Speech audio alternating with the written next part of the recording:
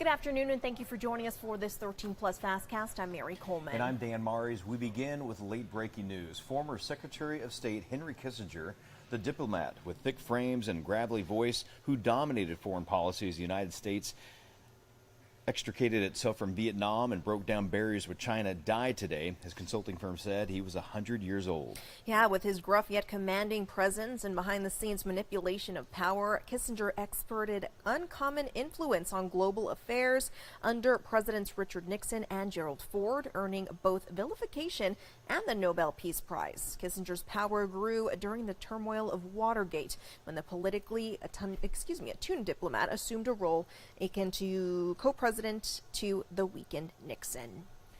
A migrant surge has people living along the border concerned, even as the Border Patrol makes adjustments to deal with all the people coming across. Now, we are staying on top of the situation, and that has forced the Border Patrol to change where its agents are working. And that has some people worried that some areas may be understaffed. 13 News reporter J.D. Wallace has more from the patrol checkpoint just north of Sierra Vista.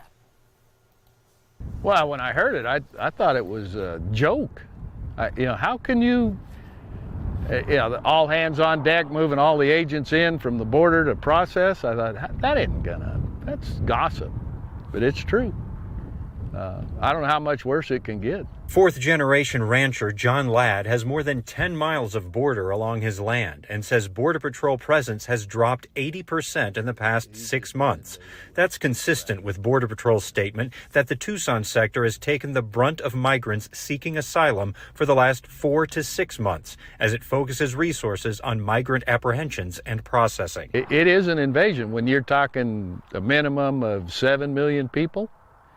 What do you call that? I wouldn't personally call it an invasion. We refer to it as mass migration because it is massive amounts of people. Tucson Sector Deputy Chief Justin De La Torre told us yesterday thousands of migrants are apprehended each day, more than 100,000 in less than 2 months. He says in order to stop releasing migrants, more agents, holding capacity, even judges are needed, since the sector is at or over capacity with about 5,000 in custody each day. Another resource being discussed is the National Guard. So we do have a need for additional support right now, and those decisions as to where the support comes from, those are made in headquarters. It'd be tough for military presence on the border, but I think National Guards could surely help in the processing and free up some agents to go back and do their regular job. Both Border Patrol and ranchers like Ladd say this leaves the border less secure against smuggling and other threats as resources focus on processing.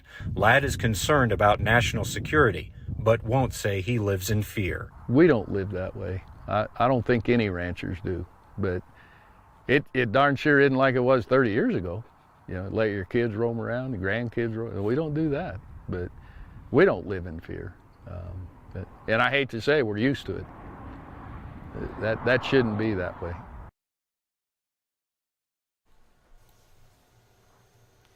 In Casa Grande, between here and Phoenix, a 17-year-old girl has died and another teenager hurt in a shooting at a house party. Police arrested a 16-year-old boy from Casa Grande and a 17-year-old from Coolidge. Investigators say 60 shots were fired, and the victims were caught in the crossfire. 2 teens died in separate shootings last night in Phoenix and Santan Valley. As Michaela Castillo found out, many experts say youth's mental health has been at risk for a while, but now it's becoming overwhelming. It's terrifying. I mean, you hope that your kids can go out to a bonfire or a party or In-N-Out Burger or just regular places like the mall and be safe. A concerning trend as more teens are getting hurt and killed by guns. According to the Gun Violence Archive, so far this year, more than 1,200 teens have been killed by guns and more than 3,600 have been injured. None of this really super surprises me.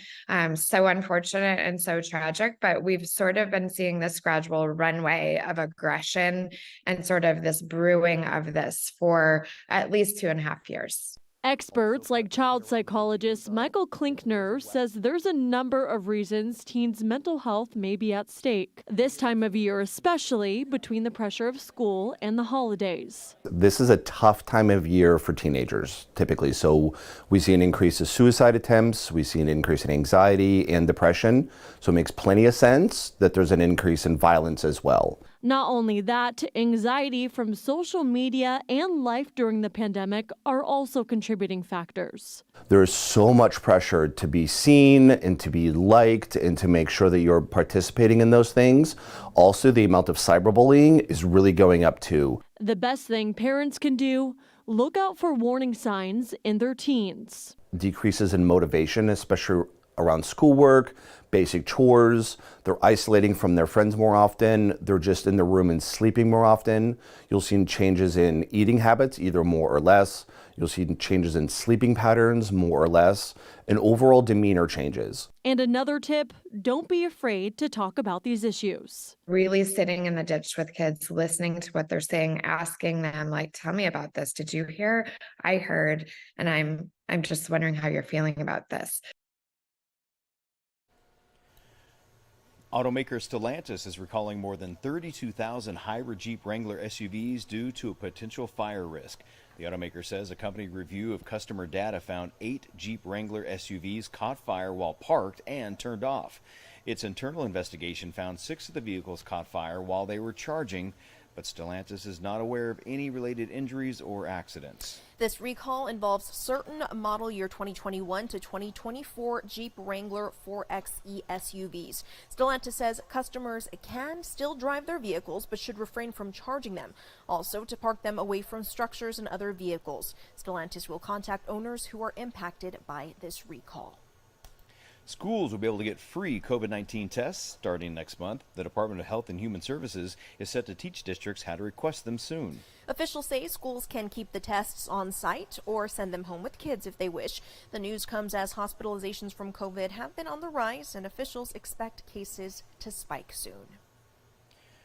A community in Alaska is continuing to grieve the loss of neighbors in last week's deadly landslide. But now a leader in the town is taking the next step to help his city recover, and he's doing so by leaving.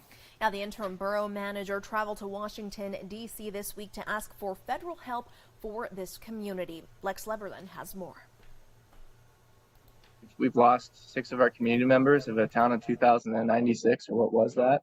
You know, that's proportionate. In Juneau of over 80 people, in Anchorage that's 800, and the difference being we know every one of those individuals. Interim Borough Manager Mason Villarma and his team are taking action. They are now in Washington, D.C. to speak with the delegation and FEMA about federal aid. We need to provide as much help as we can to the folks back home. On Tuesday, Villarma met with Senator Lisa Murkowski. She's provided several resources to address the disaster and our response, and as well as some other liabilities in terms of capital projects that affect our public safety. He says that on Wednesday he'll be meeting with Senator Dan Sullivan, Representative Mary Peltola, the Department of Transportation, and FEMA. We have a grassroots approach to this response and recovery. We believe that all community members' needs should be addressed. Right now, the biggest concerns include restabilizing what he says is the highest hazard dam in the state, which is located in Wrangell, and working on the public safety building in the town. We're confident that our leadership, Senator Sullivan,